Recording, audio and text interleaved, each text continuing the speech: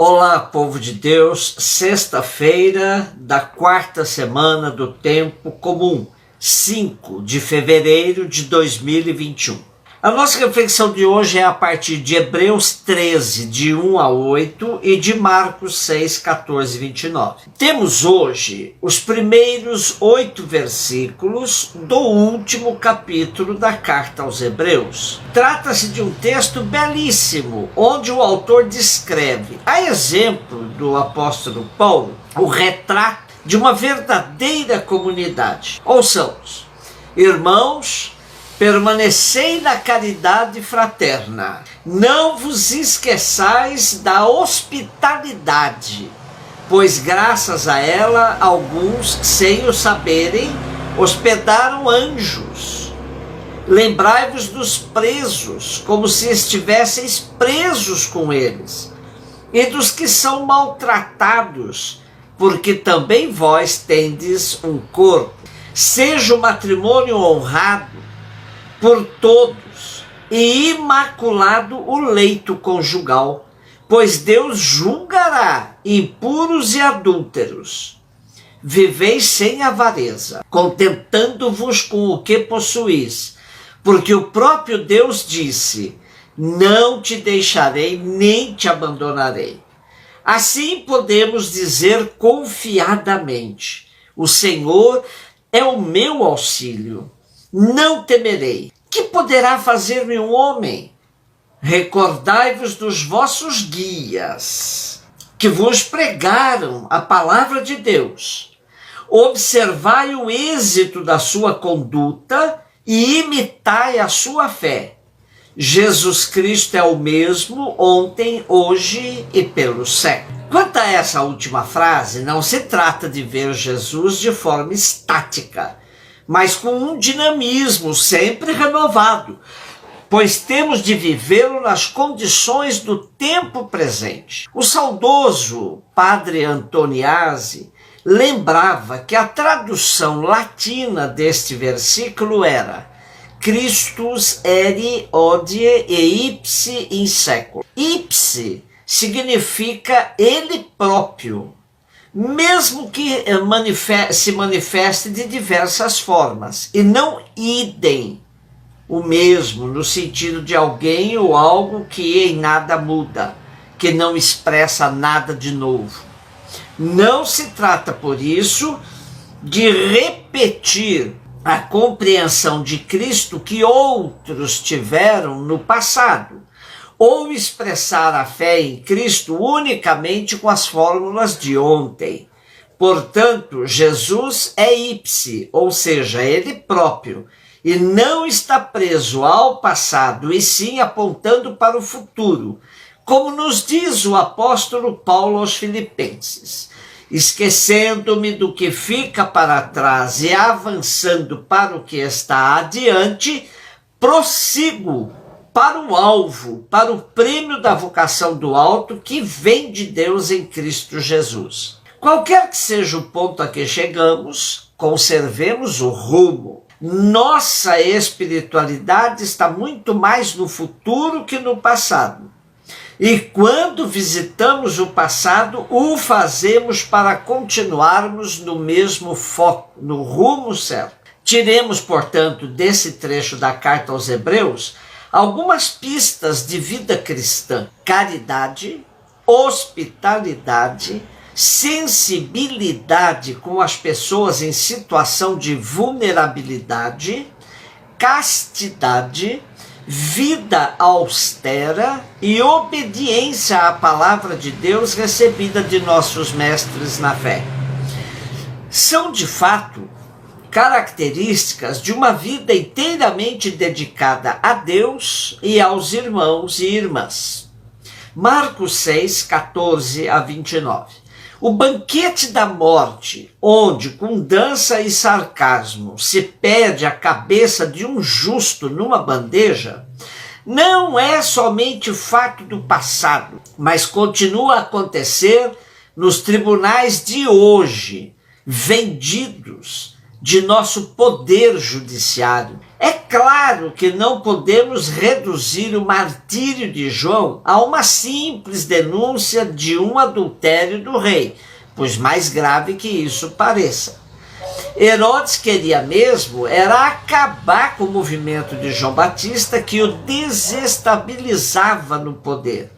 O movimento ganhava força, com muitas adesões.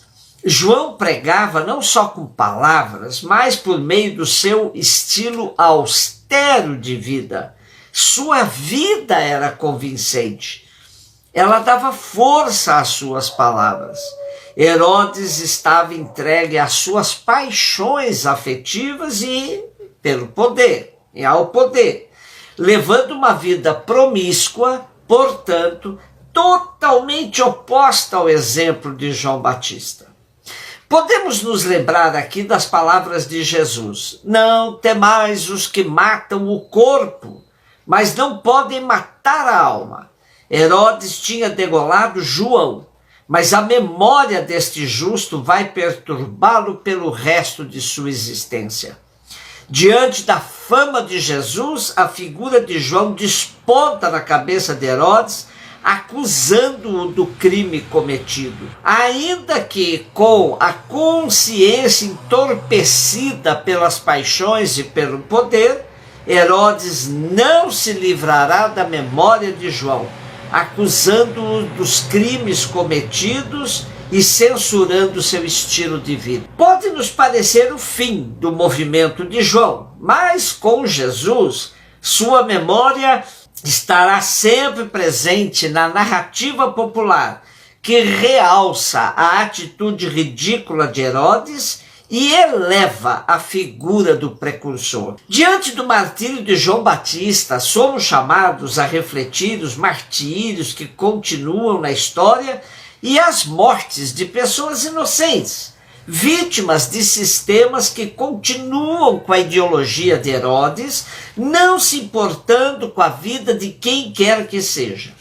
Estamos vivendo um período de necropolítica, ou seja, uma política que mais se aproxima da morte do que da defesa da vida. Pelas estatísticas, até novembro de 2020, do ano passado, foram 1.318.014 mortes no país, segundo os mais recentes dados dos cartórios compilados com base nos atestados de óbito. Em 2019, nos 11 primeiros meses do ano, de janeiro a novembro, 1.160.199 pessoas morreram no país. Comparando os números, temos cerca de 150 mil mortes a mais. Seguramente são as vítimas, não somente da Covid-19, mas da necropolítica que assola o país. Muitas vidas poderiam ter sido. De acordo com Mariana Ferrari, necropolítica é um conceito desenvolvido pelo filósofo negro, historiador, teórico político e professor universitário camaronense Achille Mbembe, que em 2003 escreveu um ensaio questionando os limites da soberania quando o Estado escolhe quem deve viver e quem deve morrer. O ensaio virou livro, chegou ao Brasil em 2018. Para Mbembe, quando se nega a humanidade do outro, qualquer violência se torna possível, de agressões até a morte. Quem faz um giro pelos canais abertos de TV ao entardecer se depara com uma realidade paradoxal. Em vários canais só vemos programas pinga-sangue, com descrições de violência nos detalhes da crueldade. E nos canais católicos só a reza do terço. Sou do tempo em que, quando confessávamos e queixávamos de nossos problemas, ouvíamos o conselho do padre: vá rezar que passa. Acho bastante sadia a reza do terço, até terapêutica em alguns casos. Porém, será que não seria possível exibir programas de defesa da vida para contrapormos melhor aos programas pinga-sangue, dá a impressão que estamos totalmente desligados da realidade. E Herodes continua a promover bailes e banquetes da morte, e nós, quais carpideiras, só sabemos chorar nossos mortos, sem apresentarmos saídas de superação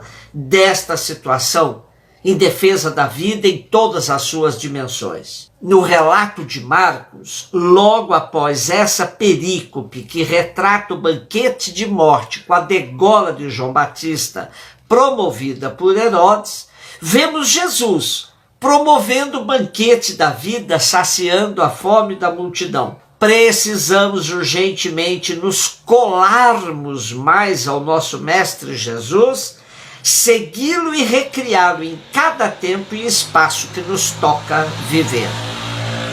Um beijo no seu coração.